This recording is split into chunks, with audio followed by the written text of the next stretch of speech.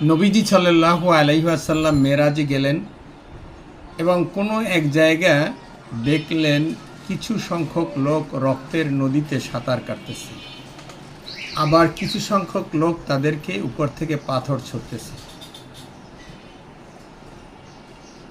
আবার আসতেছে কিনারে, আবার পাথর মারতেছে। নবীজি জিবরিলকে জিজ্ঞেস করলেন, জিবরিল, এরা কারা, এদেরকে কেন পাথর মারা হচ্ছে?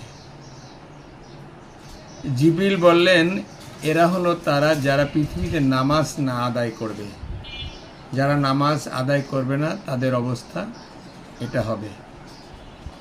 রাসূল সাল্লাল্লাহু আলাইহি সাল্লাম বললেন, এটা কতদিন চলতে থাকবে? জিবরিল আমিন বললেন, এটা কিয়ামত পর্যন্ত চলবে।